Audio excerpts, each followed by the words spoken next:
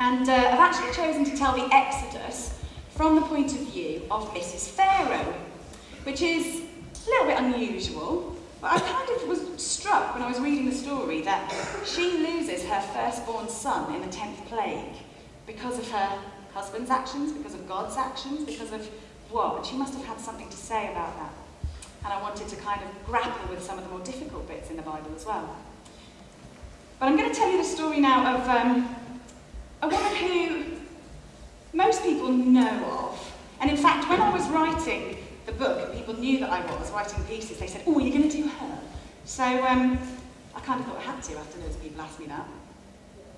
She's not one of the Hebrews, she's not one of the Israelites, but she definitely has her part to play in the story of the people of God.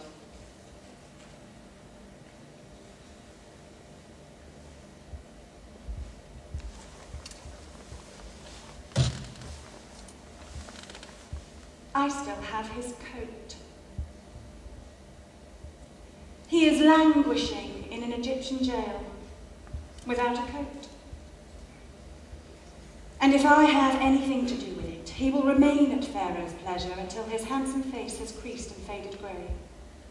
I will not be made a fool of. Lessons must be learnt. I will not be crossed. I'm not married to the captain of the guard for nothing. I mean, come on.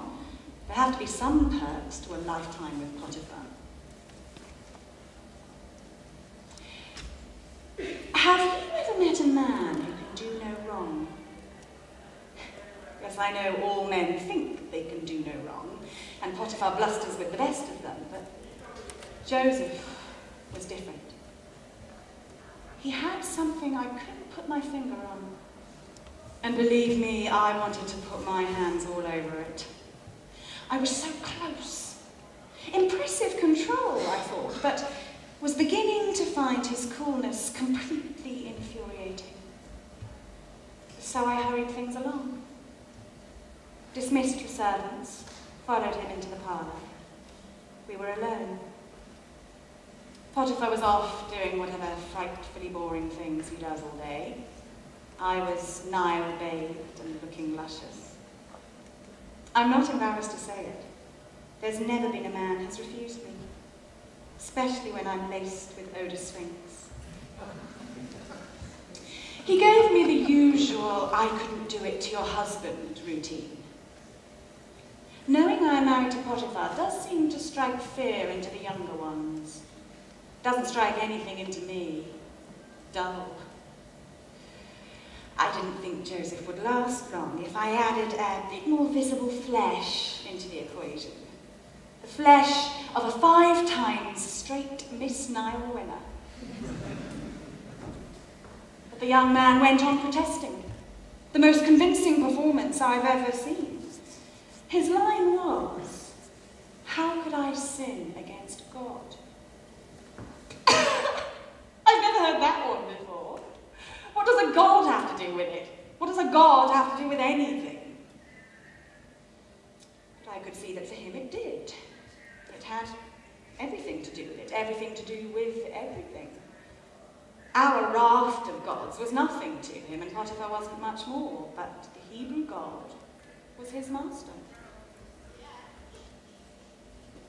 There's nothing wrong with Joseph. No little performance problem, no excuses. He's as red-blooded as the next man. I can tell. But somehow, there's a different power at work in him. I went in for an embarrassing last-ditch attempt to grab him. Having seen his naked face, I wanted even more to have his naked flesh. He was gone so fast, I almost saw his smoke. The northern whippet had shot out of his coat. I had to think on my feet. With my face flushed red and his coat in my hand, I was hardly the picture of innocence. He'd kept his honour, but where was mine? So I screamed assault, performed a blinder, and was so incensed I believed it myself. But there's some kind of reality I can't shake from my memory. His simple assurance of God. Something's left the house now Joseph's gone. There's a missing presence bigger than the space he occupied. My sources tell me that mysterious favour has followed him to prison. We've lost our Hebrew with his God in tow, and I miss them. I still have his coat.